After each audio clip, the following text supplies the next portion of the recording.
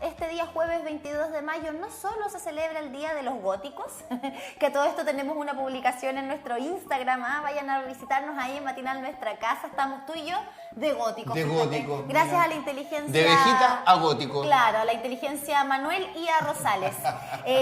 Pero también hoy se celebra el Día de Pac-Man. ¿Jugaste Pac-Man? Sí, claro. Seguramente lo hiciste. Oye, si es que entre el año 87, no, del 80 al 87 se vendieron casi 300.000 máquinas de arcade con el de Pac-Man. Así que aquí en nuestro país también se vivió esta fiebre por este monito, ¿cierto? Que se tiene que ir comiendo esos puntitos y escapar de los fantasmas para hacer todos los puntos y pasar de etapa. Bueno, queremos hablar de este videojuego que revolucionó el mundo entero junto a Pablo Ortúzar, experto en videojuegos, amigo de Matinal Nuestra Casa, académico de la UNAV que se conecta vía Zoom porque le toca estar en Santiago. ¿Cómo estás, Pablo? Hola, ¿qué tal Camila? Hola Luis, muchas gracias por tenerme nuevamente invitado. Me pongo helado, que me parece. Claro, para que te va a comer el Pac-Man. Oye, esta vez estoy en Concepción, eso sí, lamentablemente no les puedo acompañar porque me tocaba un día muy complicado, pero gracias por invitarme. Y claro, yo tengo que contar una anécdota. Quiero partir contando una pequeña anécdota de que en mi familia un tío mío era dueño de locales de máquinas de arcade. Y él nos contaba a mí y a mi primo que efectivamente ellos tenían que casi 2 veces al día sacar las fichas que se acumulaban en las máquinas cuando trajeron los primeros Pac-Man a Chile. Fue una locura, una revolución un poco. Y acá también quiero aprovechar de mostrar un elemento que creo que es bien importante del juego. Yo tengo acá una réplica, sin querer queriendo, la tenía en mi oficina, de cómo es la cajita de Pac-Man. Y esto es algo muy importante también, porque si bien a Chile era poco común que llegaran las máquinas de arcade originales, una de las gracias de Pac-Man era justamente que venía con un diseño muy interesante y nos presentaba el personaje por primera vez como en vivo, y asociábamos finalmente el videojuego a un personaje que tenía rostro, que se reía, que se tenía pie, y uno inevitablemente lo asociaba como a dibujos animados, y eso era una innovación en parte del proyecto, ¿no? Como del tipo de juego que se presentaba. Y en base a eso mismo, bueno, me imagino que en su momento fue muy complejo realizarlo, pero desde la usabilidad, desde el juego, ¿cómo algo tan simple se transformó en algo tan exitoso? Mira, yo creo que son varios factores. El primero creo que es este que te comenté recién, el de asociarlo con un personaje, ver un personaje que tiene ojos, cara, rostro, no un protagonista más cercano. Hasta ese momento casi las únicas imágenes que aparecían en pantalla de los juegos eran naves, armas, elementos poco reconocibles con el cual yo podía generar empatía. Y segundo, Pac-Man presenta 2 cosas que creo que son súper interesantes. Primero, que el nivel te da la posibilidad de salir del nivel y entrar por el otro lado, ¿no? Cosa que llamaba mucho la atención a los jugadores, como darle esta opción de romper este cuadrado, esta pantalla. Y lo segundo era que los enemigos, estos fantasmitas que te perseguían, tenían una inteligencia artificial rudimentaria con diferentes comportamientos.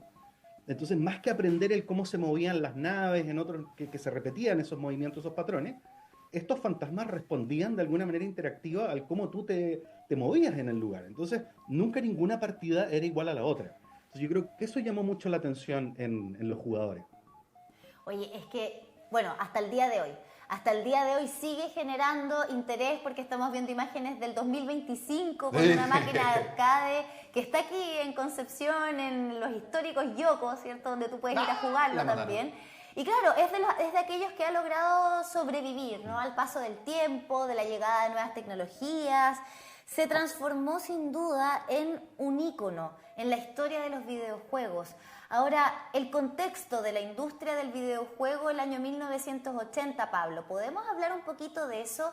¿Qué pasaba con los videojuegos previo a la llegada de Pac-Man? ¿Qué lo hizo tan diferente? Bueno, además de esto que tú nos indicas, ¿cierto? Que lo podíamos asociar a un monito animado, ¿no? Le dábamos ya características que nos hacían sentir más cerca quizás del personaje, ¿no? Exactamente, mira, anterior a eso, la mayoría de los juegos que existían en el mercado, de hecho tengo un pequeño torpedito, pero era, por ejemplo, Asteroids. Probablemente algunos de ustedes, los que tienen la edad mía, más cercano a los 40, 45 años, jugaron Asteroids, Missile Command, Rally X. Yo creo que era como el otro éxito que Namco presentaba. Yo creo que una de las innovaciones que generó Namco, que es la empresa que desarrolló Pac-Man, fue un poco separarse de esa tendencia más militar que había en torno a los juegos. La mayoría de los juegos trataban de simular o presentar como una especie de fantasía de poder generado como un tema de ciencia ficción, naves, alienígenas, etcétera, etcétera, y todo también de una manera muy, muy limitada visualmente. Yo creo que el juego que le precede en términos también como de calidad de lo que se estaba haciendo es quizás Rally X, que era este juego de este autito que andaba por un laberinto y uno dejaba como humo para que los otros autos no te pudieran perseguir. Pero en general era bien limitado visualmente, gráficamente y a nivel de sonido también lo que había en la época. Entonces este es como primer juego en donde efectivamente yo no disparo, ¿cierto? No me enfrento como a fuerzas alienígenas o naves o cosas militares, sino que me enfrento a este entorno que es muy diferente también, que no está quizás inspirado en la realidad, ¿no? Entonces esa fue como la gran diferencia versus el contexto de lo que estaba pasando con los otros juegos. Eran juegos populares, hay que decirlo, ¿no? Pero claramente ya había una temática que se repetía mucho y esto llega a cambiar esa temática militar basada en la realidad. ¿Y cómo también se genera este salto? Claro, porque estamos hablando de estos juegos arcade, estos juegos que tenían aquellas personas que lo compraban, algunos para su casa, otros para poder tener un negocio, y cómo de a poquito lo fuimos pasando a otras plataformas, cómo llega también este videojuego junto con otros a nuestro televisor en casa. Luego nos llega un aparatito muy similar a un teléfono, que lo podíamos jugar y venían como 50.000 juegos en uno. El computador. El computador también entre medio. ¿Cómo va también esto traspasando y no quedándose en este traspaso de tecnologías también? Claro, ahí yo creo que hay una cosa bien importante, ¿no? El videojuego es un medio técnico, inevitablemente estamos atados a la tecnología y es probablemente una de las disciplinas que acepta las tecnologías nuevas para aplicarlas al desarrollo de juegos nuevos. Yo creo que lo importante es que se crea la franquicia, ¿no? Pac-Man como marca, como personaje, se vuelve un personaje muy importante, que tiene un potencial muy alto y eventualmente se sigue heredando en diferentes plataformas. Yo creo que la plataforma más común en la que muchos de nosotros tuvimos la oportunidad de jugarlo fue el Super Pac-Man de Atari, ¿no? Cuando Atari 800 XL, 600 XL, que ocupaba cassette. Ahí es donde continúa la saga a través de llevarlo al mercado casero, con una innovación en donde Pac-Man se volvía más grande y daba la sensación que podía caminar por sobre el laberinto. Esa era la innovación que le agregaban. Y luego ya después, cuando va avanzando la tecnología de arcade también de los locales y de las consolas caseras, aparece este Pac-Man 3D, no recuerdo el nombre exacto, pero un Pac-Man isométrico, en donde podíamos ver a Pac-Man como en un modelo tridimensional moviéndose en un laberinto mucho más grande del original. Entonces yo creo que ahí lo importante es que la idea original del diseño de juego, de cómo movernos a través de este laberinto, cómo perseguir estos personajes, supera finalmente la plataforma tecnológica y se sigue iterando, ¿no? De hecho, revisando, investigando para esta presentación, hay más de 40 versiones diferentes de Pac-Man en diferentes plataformas y claramente van a seguir saliendo. Hay hasta incluso una versión de Pac-Man en realidad virtual. Por lo tanto, mientras exista un interés por esta idea de diseño original y se pueda aplicar a otras plataformas, va a seguir existiendo. Y mientras haya un interés, claramente yo creo que Pac-Man es como este hito un poco incombustible de los juegos y vamos a seguir viéndolo por mucho tiempo. Exactamente, bueno, tiene película. Ah, además, ¿verdad? No sé si fue tan exitosa pero no le fue mal. Esperaba, pero no le fue mal. No es del año 2005. Más o menos, sí, por allá. Imagínate. Pixeles, creo que se llama, ¿cierto? Pixeles. Sí, pixeles, exactamente. Pablo, ¿qué hay de cierto? Bueno, porque después está la señora Pac-Man también, po. A Mrs. Pac-Man, que se sumó después que tenía un moñito. Sí. Era muy tierna. Dicen por ahí que este juego, o videojuego más bien, también se creó como una alternativa para sumar a público que no era tan asiduo a los videojuegos y también acercarse al género femenino. Porque claro, en la época quizás, y siempre era más común, ¿eh? Ver así como en los juegos de tu tío, en los juegos Diana, en los Yoko, más hombres que mujeres. No es excluyente porque sí hay mujeres que les gustaba mucho ir al arcade, pero ¿qué hay de eso? ¿Es cierto? Efectivamente, las entrevistas que uno puede encontrar de Toru Iwatani, no le dije Toru como si fuera mi amigo, pero Toru Iwatani, que es el creador, existe esa motivación, ¿no? Existe esa motivación de abrirlo a un público que no era efectivamente este público masculino que solamente jugaba estos juegos de fantasía de poder, ¿no? Que venía ya de los pinball, que pasó a los arcades, ¿no? Ahí está la versión isométrica en pantalla. Y efectivamente está este interés de atraer a este público con un juego que no necesariamente fuera tan violento o que ocupara las armas como un vehículo eventualmente para ser jugado. Y de hecho, Mrs. Pac-Man tiene ese objetivo, ¿no? O sea, como, ok, Pac-Man tiene una señora o tiene una polola, ¿no? Y vamos a hacer el juego de ella. Y es como una versión, además del juego, que está mejorada.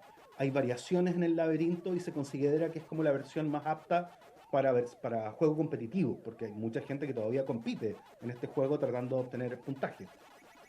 Si se logró esa misión, no lo tengo tan claro, de si atrajo a este público femenino, pero claramente, por lo menos fue una punta de lanza para representar al público femenino en un personaje claramente femenino, a pesar de que solamente fuera el bonete que tenía en la cabecita. De hecho, es bien bonito el diseño del personaje. Sí, es muy tierna. Y claro, y escuchando de fondo los sonidos, ya per se los sonidos te generan algo. Sí. nos hacen viajar, yo creo que ahí fueron muy acertados. Te quería preguntar, porque en marketing muchas veces se suele enseñar o poner el ejemplo de esta empresa de bebida de color rojo como un ejemplo de cosas exitosas, de lo que hay que hacer, cómo lo hicieron, en fin. La bebida cola. Exactamente. ¿Qué pasa con el videojuego? El Pac-Man es ocupado también como una forma de decir, mira, con algo sencillo también se puede conseguir un logro, se toma como un ejemplo para enseñar. Totalmente, totalmente. O sea, no quiero ser tan autorreferente. Nosotros en un curso que damos ahora en la carrera, que es un taller de producción autoral, los chicos tienen que hacer análisis de juegos históricos y Pac-Man es uno de esos juegos. Y Pac-Man, sin caer tanto en lo técnico, a nivel de diseño de juego, ocupa una metodología que quizás en esa época no se definía de esa manera, que se llama mecánicas de juego emergente. Yo le doy al jugador mecánicas muy sencillas, acciones muy sencillas, que él puede combinar para lograr resultados inesperados. Y yo creo que eso Pac-Man lo hace muy bien a nivel de diseño de juego. O sea, es una sola pantalla, un solo personaje, enemigos que son muy parecidos entre ellos, muy claro en términos de cuáles son sus objetivos, y a partir de permutar esos elementos, hacer pequeñas variaciones, aumentar la dificultad gradualmente, logras un juego del cual todavía estamos hablando 45 años después de que fue publicado. Entonces sí se utiliza como elemento de estudio. Y la música que tú mencionabas también, o sea, hay que tomar en cuenta que estos equipos tecnológicamente eran muy limitados, no podían grabar audio completo, no tenían, ¿cómo se llama?, la posibilidad de grabar audio real. Y la síntesis de audio ofrece una cosa muy interesante en cómo lo aprovecharon para producir una música que hasta el día de hoy es, ¿cómo se llama esto?, muy llamativa, y al punto de que artistas de música electrónica como Aphex Twin, por ejemplo, lo han utilizado en sus composiciones también. Entonces, claramente lo usamos en clase como referente. Sin duda que sí, o sea, es que la simpleza que tiene, yo creo que es fantástica. Como ejemplo, como tú bien dices, para poder enseñar al día de hoy. De pronto nos enredamos tanto, ya es difícil, no hay nada nuevo que inventar. Y a propósito de eso, bueno, estamos viendo a la señora Pac-Man ahora. Está jugando en vivo y en directo el señor director, de hecho. Que va a perder, porque siempre nos dice que es el campeón, nos dice que es el campeón. Le está yendo bien. Ay, qué nervio. Ahí van, Ay, qué nervio. ¿viste? Ay, que no lo ¿Viste? van a ganar. ¿Viste? Ya, bueno, Pablo, a propósito de eso, de que la simpleza de Pac-Man es lo que de alguna manera también lo ha hecho tan exitoso, ¿qué legado deja? Que todavía se sigue jugando sin duda, pero ¿qué legado dejó o qué puertas abrió para la industria creativa de los videojuegos? ¿Qué fue la revolución? ¿Cuál fue la revolución que generó Pac-Man también para lo que vino después?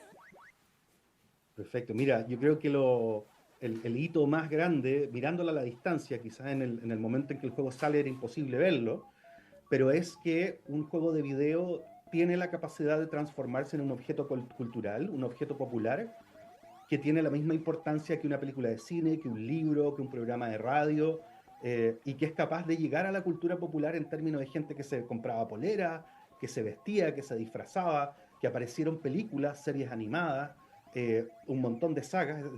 Es decir, podemos crear una saga, una propiedad intelectual que es capaz de moverse a múltiples medios. Yo creo que eso es una de las cosas más importantes, que ahora es tan común, ¿no? O sea, uno ve Last of Us, que hay cómics, están los juegos de video, está la serie en los sistemas de streaming con un presupuesto gigantesco, y es algo que se hereda de un juego de video. Antes lo hizo hace 45 años atrás Pac-Man. ¿no? Quizás a otra escala, con diferentes personajes, pero esta posibilidad de trascender el medio del juego de video, que era un medio que no se le veía tan serio en los años 80, era algo muy raro, muy de nicho, y que vemos que ahora todo el mundo lo conoce, se celebra 45 años después, es una imagen reconocible, y que efectivamente los juegos de video ahora buscan también eso, ¿no? Traspasar esas barreras de ser solo un juego de video con personajes, con mecánicas sencillas, y traspasar esas narrativas, esos mundos a otros medios también, y yo creo que ese es el gran valor de lo que logra hacer Pac-Man. Oye, estaba revisando ahí algunos datitos curiosos, por ejemplo. El primero en tener un puntaje perfecto fue Billy Mitchell, el 99, que tuvo el puntaje perfecto en el Pac-Man. No había nadie antes que había logrado el perfecto. Después, el 2010, lo superaron, pero se lo quitaron el 2013 porque había un problemita ahí con la emulación del juego. Tuvieron ahí un tema. Oye, y pero después el 2019 está Lihan Olson, que tiene el récord perfecto en Pac-Man. Oye, igual se demoraron en sacar Sí, un perfecto, porque imagínate, se crea el 80 y recién el año 99, Sí, o sea, po. casi 20 años después, recién un jugador lo logra. Qué loco igual. Sí, po. Es verdad. Claro. Oye, ahí, bueno, el personaje de Billy Mitchell es bien polémico, ¿no? sí. Más De hecho, encima. lo han parodiado hasta en series de televisión de dibujo animado. Lo colocan ahí, hacen una mención a ese tipo de personaje, pero todo el tema de los juegos competitivos es un mundo muy curioso, ¿da? Como para conversar en otro programa Bueno. bastante largo. Y claro, el tratar de lograr ese puntaje perfecto es superar los 255 niveles sin morir nunca. O sea, por eso también es algo bien difícil. O sea, hay gente que le dedica su vida completa a jugar un solo juego y tratar de lograr esos puntajes. Hay Y ahí, al campeones igual que que van en las saliendo, claro. Claro, al igual que en las Olimpiadas hay reglas muy claras como con la cancha en este sentido, en dónde se juega, si se juega emulado, Claro, como o muchos en de el nosotros arcade. jugamos estos juegos, claro, o lo jugamos con el hardware original, ¿cierto? Oye, ¿y Entonces Billy ahí Mitchell? empiezan las discrepancias, ¿no? Claro. ¿Billy Mitchell lo logra en la máquina, en la máquina original? Hasta donde tengo entendido, él lo logró emulado y él presenta Ah, videos de evidencia y luego cuando han revisado los videos es que han encontrado Sí, de hecho, pequeños lo evidencias de descalificaron. edición, inflación, claro. Claro, lo descalificaron. sí, Pero porque yo me imagino, o sea, una persona que lo juega ya sea en un emulador, digamos, computador o qué sé yo, pero también en la máquina, es alguien que le está dedicando cuántas horas de su vida a estar además físicamente, pero no es lo mismo que hoy día el teléfono. Es verdad. A lo mejor, claro, en el teléfono vas en la micro, o ya el que está en la pega y está jugando igual, pero puede moverse contigo. no, y además también están los campeonatos que se van haciendo, pues que hay muchos campeones precisamente que van, pero claro, el récord perfecto ahí van peleando, pero muestra también el interés que hay por los videojuegos, o sea, no solamente por entretenerse, hay personas que lo ocupan como forma de campeonatos, como forma de ganar dinero, porque aquí algunos les entregaron montos en dinero, algunos les entregaron algunas máquinas o juegos de estos de casa más tecnológicos. ¿Cómo se va dando eso? Porque lo hablamos en su momento. El mercado de videojuegos sigue creciendo. Está el ejemplo del Pac-Man, por supuesto, pero hoy día hay profesores como tú, hay estudiantes, hay videojuegos para la pantalla, videojuegos para el celular, está la música de los videojuegos. O sea, es todo un mercado multimillonario también que ha ido creciendo y también genera que personas quieran dedicarse a jugar videojuegos, los contratan en algunos equipos o traten de ir campeonato en campeonato. Totalmente, o sea, yo creo que acá esta punta de lanza, o repito, ese concepto que abrió Pac-Man, de transformarse en este hito popular, ¿no? De imaginería popular, abre también esta situación. O sea, yo me tengo súper claro que estas máquinas estaban instaladas en bares, en sistemas de arcade, en donde probablemente ya en esa época hacían concursos de quién llegaba al mayor puntaje. Hay que recordar de que uno al terminar la sesión de juego, o cuando a uno lo mataban, podía colocar sus Sí, po. iniciales para Quedaba ahí. quedar Claro. el puntaje, y esto quedaba guardado en la máquina, ¿no? Quedaba guardado, entonces uno podía ver quién había hecho los puntajes más altos. Entonces la gente se comparaba. Y llegando ahora al 2025, en donde claramente, como tú mencionabas, tenemos estas dos líneas de competición. La mayoría de estos juegos en línea, o lo que se llama esports, ¿no?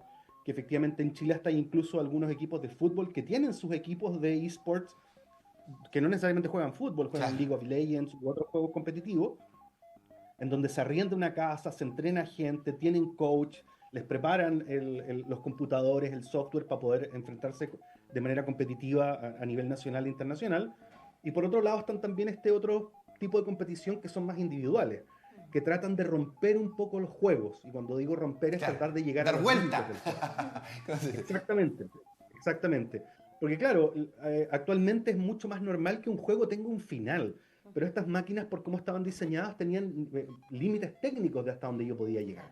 Entonces, el intentar dar vuelta a este juego, de romper un poco la programación, de superar puntajes que antes no existían, era también un logro que buscaban estos jugadores, ¿no? De tratar de llegar, de pasar a niveles que daba la sensación de que no era posible llegar, ¿no? Y se sigue haciendo. Por ejemplo, en Tetris es muy famosa competición en donde los jugadores juegan en niveles que en donde ya la máquina no está entendiendo lo que está pasando. Sí, no estaba preparada para llegar tan lejos, dice la máquina, ¿cierto? Pero bueno, yo creo que siempre es una buena oportunidad de hacer un poquito de historia. Esto seguramente está apelando también a la nostalgia de muchas personas que nos están viendo. Se acordarán de esas tardes enteras aquí en los Yoko o en los Flippers, ¿cierto? Jugando las distintas alternativas que habían. Por eso queríamos también conversar contigo, Pablo, en este día del Pac-Man. Muchísimas gracias, como siempre. Y ojalá en la próxima nos veamos acá en el estudio. No, encantado. Muchas gracias por la invitación. Eso, mira, te vamos a comer para que desaparezcas de la pandemia. Chao. Chao, chao. Ahí Bien, está. buenos recuerdos. Exactamente.